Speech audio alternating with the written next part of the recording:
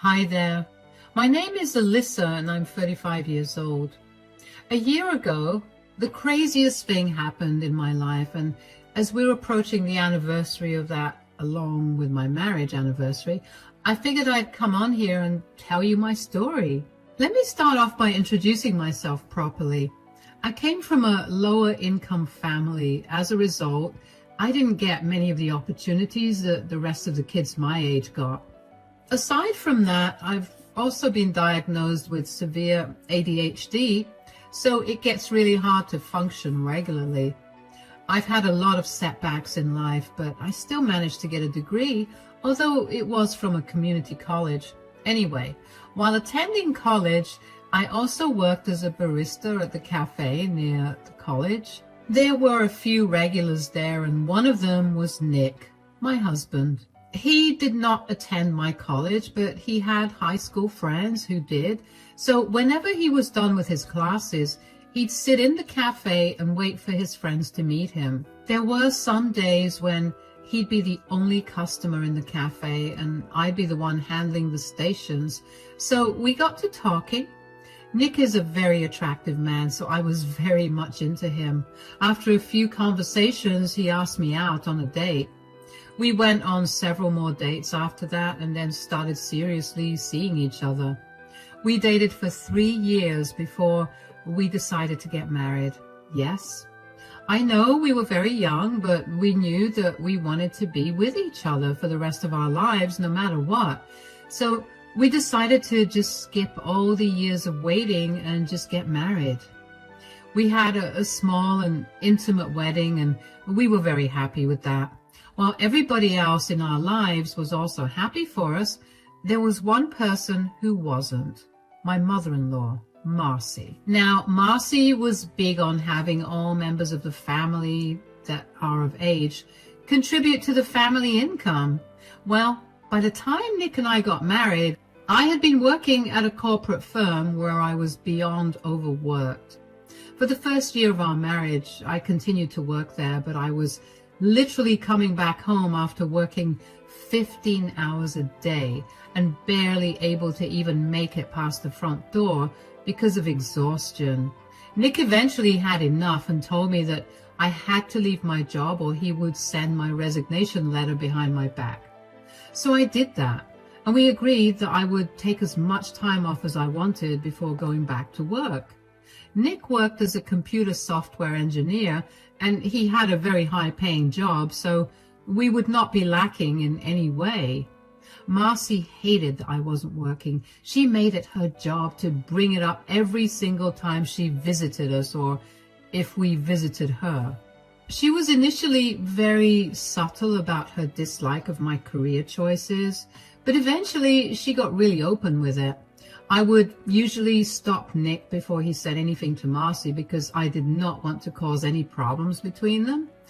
I knew that Marcy was coming from a place of concern for Nick, and she probably wanted me to not get stuck being a traditional housewife, so I didn't want Nick to take things too seriously.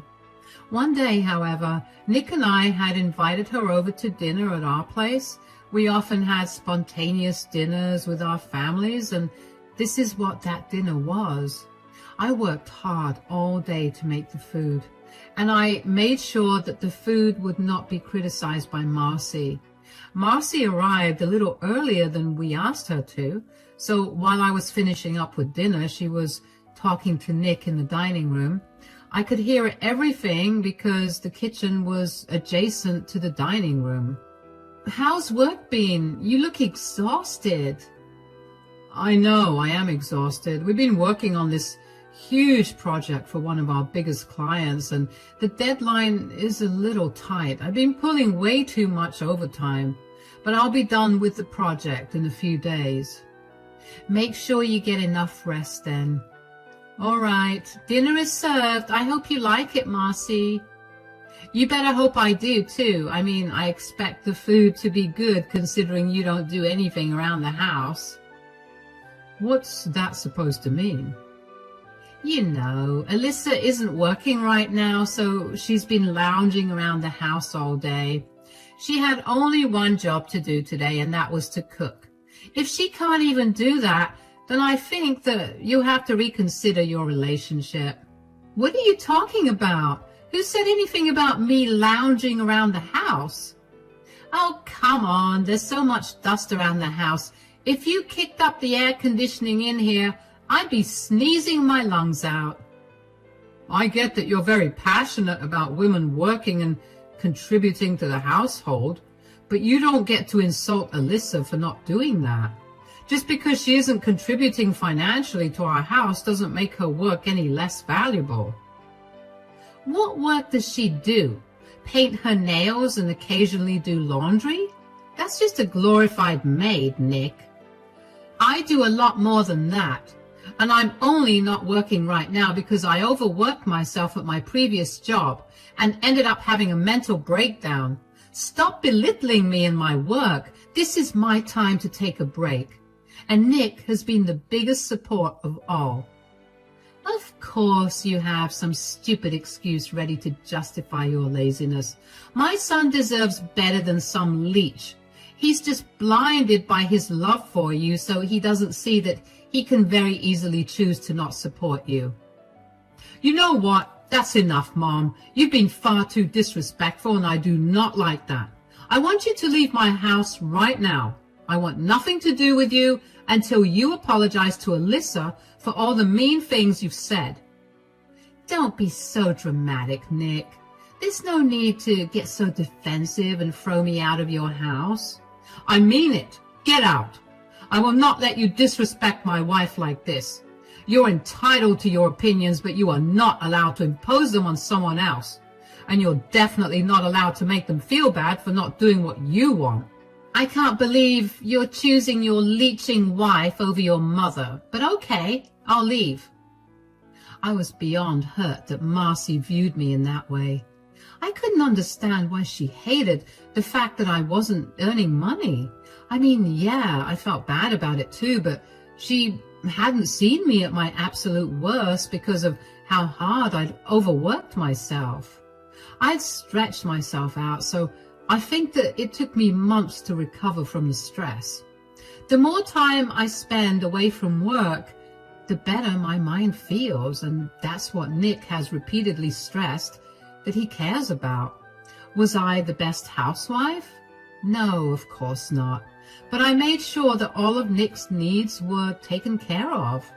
I cooked all of the meals and kept our spaces tidy, so even if they weren't very clean, there was no mess. I was really glad that Nick had stood up for me that day.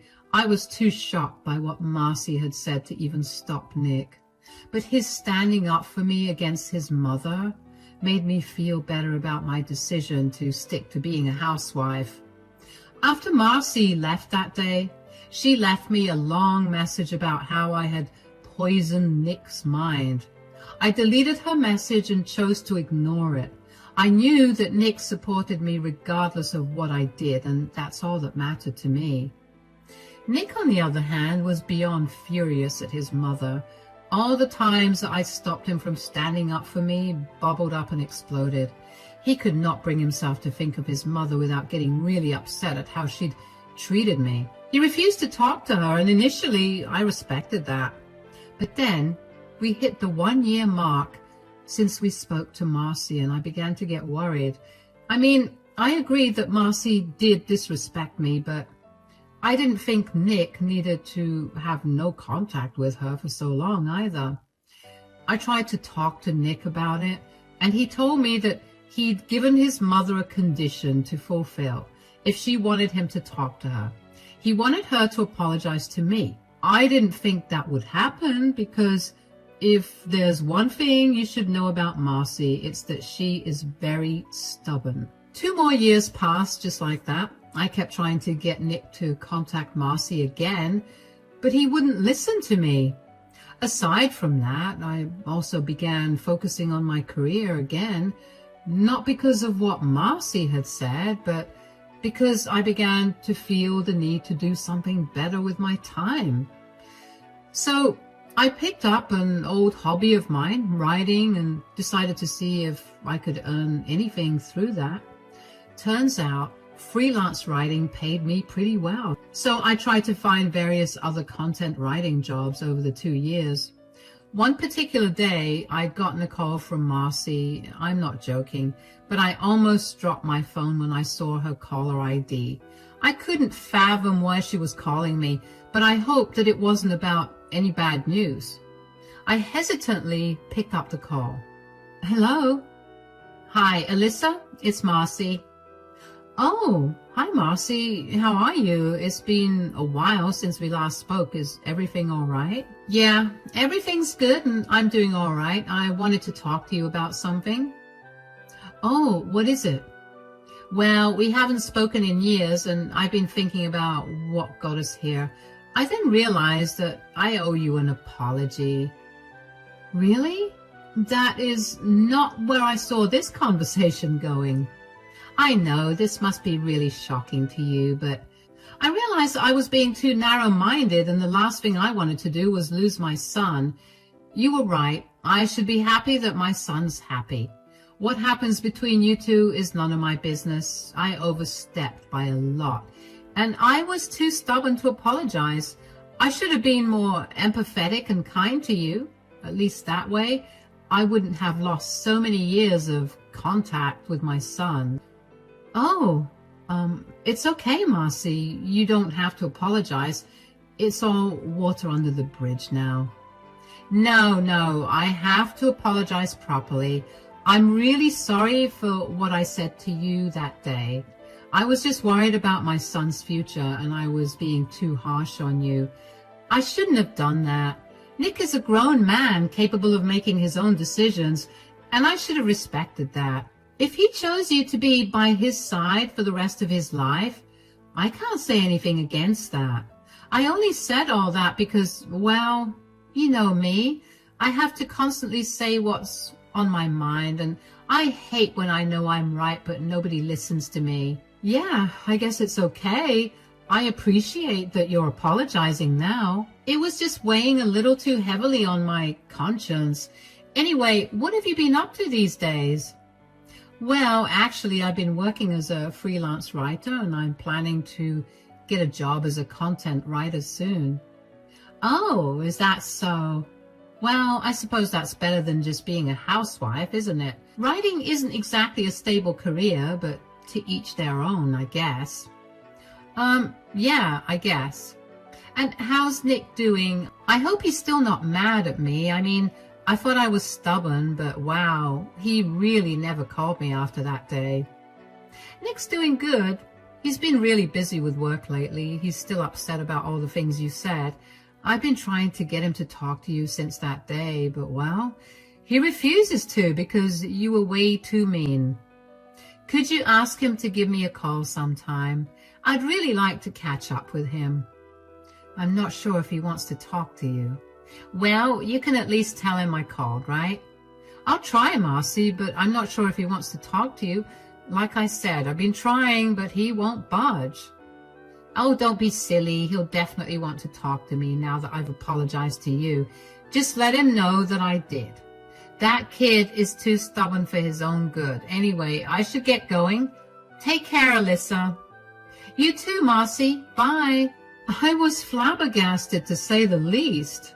I remember after that phone call, I stared at my phone for a solid minute because I couldn't believe that Marcy had actually called me to apologize. I immediately called Nick after the phone call with Marcy and told him about what had happened. He sounded just as shocked as I was that his mother had given in and apologized. I then asked him to give her a call because she had specifically asked for him. Nick said that he would, and I finally felt like a weight had been lifted off my shoulders. It felt so weird being the reason for ruining the relationship between Nick and Marcy, and I really wanted their issues to be resolved. So when, in a week, they were back to being on good terms, I felt great. But it quickly became apparent that Marcy's apology was not a genuine one. I mean, for the first 2 months or so, she was really nice to me. She never brought up my career, not even subtly or as a joke. But then She started to bring it up slowly, and she made sure to do so when Nick wasn't around to hear her. I didn't say much to her, and I guess she took that as a cue to be bolder with her words. I would let her ramble on about her opinions of me, but I kept Nick out of it. I didn't want to be the reason for them not talking again. At some point, Nick figured out that his mother had gone back to her old ways, and I had to beg him to let it go. I had managed to land a good job where I earned a decent amount of money, so all of Marcy's words meant nothing to me. She refused to listen to me when I tried to correct her, so her words were only coming from a place of ignorance. Nick still was not okay with his mother's behavior, so we distanced ourselves from her. Luckily, Marcy didn't pry any more than I thought she would, and she let us be, mostly. That's how the years passed, and let me tell you, not having Marcy around constantly did wonders for my mental health. Nick and I were doing great too, and we began preparing to celebrate our 10-year anniversary. We had been saving up for over a year to throw a huge party. We booked a hall at a 5-star hotel 6 months in advance, so yes, we were really going all out with celebrations. About a month before our anniversary, Marcy asked us if we were free to have lunch with her one day. Nick and I reluctantly agreed and met up with her at her favorite restaurant. The lunch went mostly well, but towards the end of lunch, Marcy brought up our anniversary. So your anniversary's coming up. How long have you two been together again? Yeah, it's been 10 years. 10 years? Wow, I wonder how you two even got to be together for so long. What do you mean? I mean, no offense, but I figured that you two would break up a year into your relationship. Why would you think that? I don't know. Intuition, I guess. Well, you were wrong. I've been really happy to be with Alyssa, and I'm so glad that we'll be celebrating 10 years together. Although we've been together for 13 years, technically. Wow, that's a long time. So have you guys planned out anything to celebrate your time together? We were thinking of throwing a huge party. How huge? Like booking a hall and having all our friends and family there. We want as many people there as possible. Why do you want so many people? That's going to cost a lot. Yeah, but we've saved up enough. Besides, we have a very small wedding and we wanted to go all out for this one. When you say we saved up, do you mean only you saved up? Because I know that Alyssa can't hold a job down to save her life, and that's why she keeps reverting back to being a housewife. Alyssa actually contributed quite a lot to it. And how in the world did you arrive at the conclusion that she can't hold a job down? She's been working at the same company for the last 5 years. Not to mention, I've told you over and over again, whether Alyssa chooses to work or be a housewife, it doesn't mean she isn't doing any work. Please, we all know she's barely making anything. Everything she earns goes into funding herself and her extravagant hangouts with her friends. And I know for a fact that she doesn't do anything at home. I've come over unannounced a lot of times, and every time I get to see how filthy the house is. Okay, well, I don't see how my income or my work around the house is of any importance to our anniversary celebration. Can we just drop the topic? Of course, you want to drop the topic. You know I'm hitting close to home and you can't stand it. No, I just don't think that's necessary to discuss when we're talking about how happy Nick and I are to be celebrating 10 years together. I know you don't like my life choices, but you should be happy that I've kept Nick happy for so long. Kept Nick happy? You've worked my son to the bone. You do nothing but take all his money so you can dilly-dally and not take over any of the responsibilities. That's enough, Mom. Drop it, or you will not be invited to the party. Whatever. You'll soon realize how right I was about Alyssa being a leech. And when you come crying to me, don't expect me to comfort you. He won't be doing that. Anyway, I have to leave for work right now. Bye. I'll leave too. We'll take care of the bill. Bye, Mom. I don't know why I expected any better from Marcy. Of course she still thought of me as some parasite, even though I was earning more than she was. Nick and I disregarded that lunch with Marcy and chose to focus on planning our grand celebration of our love. We invited all of our family and friends, and while all of them RSVP'd yes, only one person took a long while to respond. That was Nick's grandmother and Marcy's mother, Denise. Denise and I had a great relationship. We got along really well, and Nick was her favorite grandchild. However, over the last few years, her health had deteriorated significantly, so she was not sure if she'd be able to make it to our party. We didn't mind, and we figured we could meet her earlier in the day to celebrate with her. So imagine our surprise when we saw her there at the party too. Denise had arrived with Marcy, but she'd stayed behind a little so she could surprise us. Marcy had greeted us first. "Happy anniversary, you two. This place is gorgeous."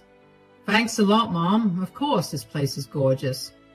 Alyssa planned the whole thing, and you can't expect anything less from her when it comes to these things. "You sure did pick a good one, darling." "Grandma, you came." "I know I'm old and all that, but I'm not missing out on any of my grandson's milestones. Happy anniversary to both of you." "Thank you so much, Denise, both for the wishes and for coming here today." "This party seems a little dull, don't you think?" "What do you mean?" "I think we need to make a toast to the lovely couple." "That won't be necessary, Mom." "Oh, that's nonsense. There's the mic." "Marcy, please, we're not making toasts. Consider this a gift to you two from my side." "Everyone, if I could have your attention, please, I'd like to make a toast to the couple, my son Nick and my daughter-in-law, Alyssa. Thank you all for being here tonight to celebrate their 10th anniversary. It's truly a milestone, isn't it? Now, I just want to say that 10 years seems like a breeze when all you do is mooch off your husband. But somehow, Alyssa, you've managed to make it look effortless. I know you must all be thinking that Alyssa's a working woman right now, but let me tell you, she barely makes minimum wage. Everything she earns goes into her own pleasure, while my poor son has to take the brunt of all the financial responsibilities." "Marcy, that's enough. I mean, really, what have you ever contributed to this marriage besides your laziness and incompetence? Shutting me up right now is of no use. I did my best to try and accept you, but every time I see you not lift a finger while my son works like a dog, my blood boils with rage, and my poor darling son. He's so blinded by his love for Alyssa that he refuses to see the truth." "Excuse me, everyone. I'm sorry to interrupt, but I cannot bear to listen to any more of Marcy's ramblings. Please do not take anything that she said seriously. She's just desperate for attention and is willing to do anything to get it." "Mom, what are you doing?" "I'm just speaking the truth, dear. Since you wanted to speak your mind about Alyssa, I figured I could speak my mind about you. You see, everyone, even if Alyssa were just a housewife or someone who barely earns minimum wage, at least she didn't steal money from her own mother, thinking she wouldn't notice." "What?" "Wait, the money that you had been saving up for your expensive surgery?" "I'm afraid so. Turns out our super feminist Wonder Woman over here lost her job 2 months ago and hasn't been able to get back on her feet. She came to me a few days ago begging me to help her out. I distinctly remember saying no. Marcy cried like a baby, but then she got herself together and asked me if she could cook me dinner. A few bites into dinner, I started to feel groggy. I ended up falling asleep pretty quickly. The next day, when I went into my safe, all the money that I had saved up for my important life-saving surgery was gone." "Mom, how could you say that? That's a lie. You have no proof." I have plenty of proof. My safe had a hidden camera in it, and it caught you red-handed. That is not true. That's enough. I can't believe you would do something like that. Do you even know how long Grandma had to save that money? You constantly gave Alyssa grief for making me work like a dog, yet here you are stealing important money from your own mother. Nick, please, I didn't. I don't care. I don't want to be around someone who would stoop so low. You need to leave or I will call security. To say I was shocked would be the understatement of the century. I figured that Marcy had something up her sleeve the second she started talking about making a toast. After all, she may have apologized for her behavior years ago, but she still didn't approve of what I did for work. I had no idea about the important surgery that Denise had to get up until that night. I knew that her health was not doing so well, but I had no idea that she needed surgery. Later on, Nick filled me in on the details. Apparently, Denise needed to have surgery done for her heart. It was clogging up and she was at severe risk for a fatal heart attack at any point. She had been slowly collecting her pension money for 2 years in order to get the surgery. Nick had been helping her out every once in a while, and he didn't tell me because Denise had asked him to keep it a secret from everyone. Neither of us knew why she wanted to do that, but I was glad that Nick was able to adhere to her wishes and still help her out. What was the most shocking was for Denise to stand up and expose Marcy that way in front of everyone. Denise is not a very loud person. She loved to keep to herself and was generally pretty quiet. So for her to do that was beyond shocking. Marcy looked like a ghost when Denise exposed her. I have to say that I felt so disgusted by Marcy's actions. That was the last thing I expected of her. I knew she was not a good person, clearly by the way she treated me ever since I got married to Nick. But I didn't think she was capable of stooping even lower than that. The rest of the party went great, and thankfully no one brought up what had happened. Marcy left without making any fuss because she had been embarrassed enough. After the party, Nick and I sat down with Denise to discuss what she wanted to do about Marcy stealing her money. Denise said that she wasn't going to let Marcy go and that she was going to file a report against her. She just didn't do that yet because she didn't want to throw a damper on our celebration. So over the next few weeks, we helped Denise file a report against Marcy, and Marcy was arrested on the grounds of robbery and elder abuse. Marcy looked like a mess. We were there when she got arrested, and the entire time she was screaming and yelling at Nick and me for ruining her life. When a police officer tried to restrain her, she punched him in the face and tried to come towards me. She had this murderous look in her eyes, and I swear I've never been more terrified than in that moment. Thankfully, the officers managed to get her down and handcuffed her before putting her in the car. What followed was a long trial for Marcy, where she was eventually sentenced to 10 years in prison for elder abuse, robbery, and assault of an officer of the law. Never in my life did I think that I'd see the day when Marcy got arrested, but there I was. Nick was an absolute mess. He didn't know what to feel about what his mother had done. He was obviously angry at her for it. At the same time, I knew that it pained him to know that his mother was in jail. Thankfully, he agreed to go to therapy to get his emotions sorted out, and he's doing better now. As for Denise, she got reimbursed for all the money that Marcy had taken from her. She was still a little short on the amount she needed, so Nick and I helped her out. She had her surgery and she's fit as a fiddle now. Nick and I have been spending a lot of time with her after everything that happened. We've all grown closer, and now we even find ourselves joking about the whole incident. It's almost been a year since all of this happened, and Nick and I are quickly approaching our 11th anniversary. Of course, we're going to celebrate. Maybe not as big as last time, but Denise will be a part of the celebration for sure. One thing is definite. Nick and I will never forget our 10th anniversary. Thank you for listening.